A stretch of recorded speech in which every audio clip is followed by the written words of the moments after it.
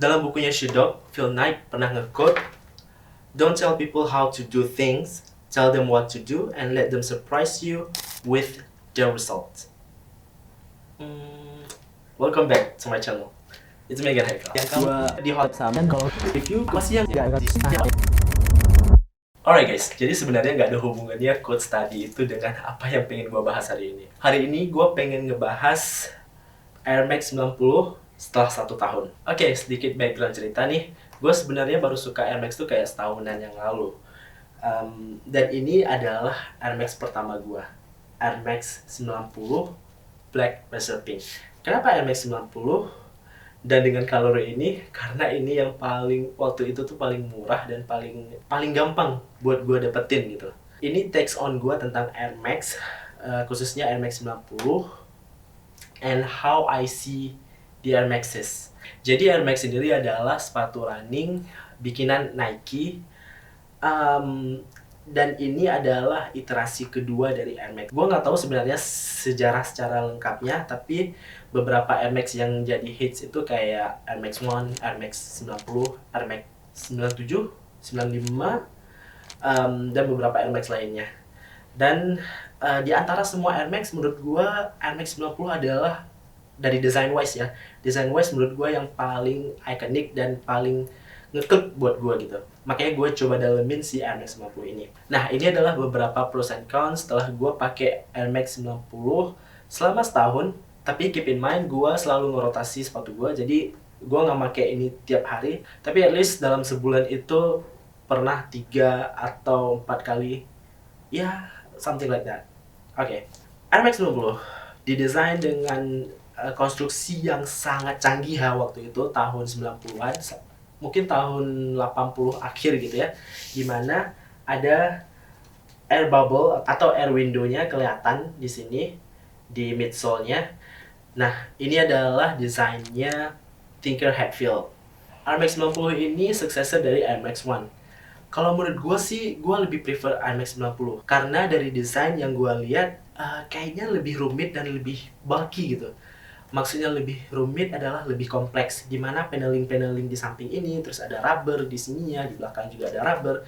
Itu yang bikin gue lebih prefer Air Max 90 dari Air Max 1. Again, I'm not an Air Max head. Maksudnya gue bukan big fan Air Max banget, tapi gue lebih suka siluet Air Max 90 daripada Air Max 1.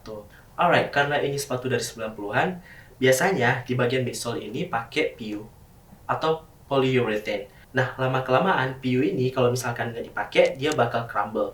Tapi so far, kalau lu sering pakai sneakersnya, itu tuh bakal aman sih. Kecuali ya emang bener-bener udah lama banget. But, di Air Max 90 sering terjadi catnya terkelupas. Gue nggak tahu kenapa, tapi rata-rata orang pasti ngerasain cat atau pain di midsole Air Max 90 itu bakal sangat mudah terkelupas gitu. Nah, buktinya kayak di sini nih, udah mulai kelihatan. Oke, itu adalah part midsole-nya. Untuk comfort wise sebenarnya no problem. Kalau menurut gua Air Max ini sangat oke kalau dipakai buat 4 jam lebih, 5 jam lebih masih sangat oke menurut gua. Tapi ya itu, nggak se-comfort Ultra Boost atau sepatu-sepatu teknologi sekarang kayak React atau yang lainnya. Tapi Air Max ini cukup comfort sih menurut gua. Nah, the rest, uppernya sendiri nggak ada masalah. Karena toe box depan biasanya dibikin pakai nylon atau mesh, jadi creasingnya nggak terlalu kelihatan. Nah, tapi penggunaan dalam setahun mungkin creasingnya akan sedikit kelihatan sih kayak gini. Iya, nggak terlalu parah sih sebenarnya. Oke, lanjut lagi ke bagian lain di uppernya. Nah, untuk liningnya, gue masih ngerasa ini adalah lining yang empuk ya. Walaupun sepatunya udah sepatu jadul tahun 90-an, tapi karena didesain buat sports, buat running, tetap padding di taunya juga empuk, terus liningnya juga empuk. Overall comfort ini cukup sih menurut gua. Nah, kita beralih ke outsole-nya. Dalam penggunaan setahun, menurut gua outsole-nya masih tetap bagus ya, walaupun udah kotor kayak gini. Gak banyak heel drag juga, karena rubbernya juga lumayan bagus menurut gua. Tapi ada beberapa case ya. Biasanya outsole Air Max lemnya itu bakal cepet terkelupas gitu. Nah, di sini sih gue belum ngerasain ya, karena mungkin apa masih setahun ya. So, itu bagian outsole-nya menurut gue sangat nge-grip, bagus, dan gak mudah heel drag sih. Oke, lanjut ke overall build quality dan weight-nya. Menurut gua Air Max ini emang legit banget gitu ya. Weight-nya juga nggak terlalu berat, tapi cukup gitu. Tapi nggak seringan sepatu-sepatu sekarang, since karena ini panelnya juga lumayan banyak gitu ya. Ada leathernya, ada swoosh-nya juga, terus midsole-nya juga tebel gitu ya. Build quality-nya kokoh gitu. Nah, next up untuk sizing wise, menurut gua setelah setahun dipakai, dia tuh nggak ngasih efek yang terlalu jauh dari fresh pair-nya. Dimana ini sebenarnya gua pakai beater juga, dimana sizingnya tetap stick kayak awal sih. Jadi nggak bakal roomy, nggak bakal sempit juga. It's pretty much the same as brand new in box-nya.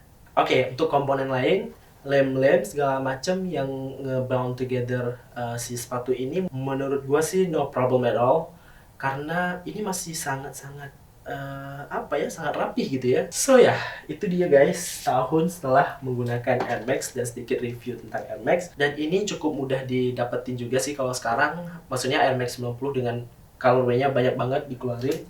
So yeah, that's it guys. Obrolan gua tentang Air Max 90 setelah setahun dipakai. Hope you guys get something new and I will see you. Thanks for watching. Thanks for watching. I will see you in the next video. Bye.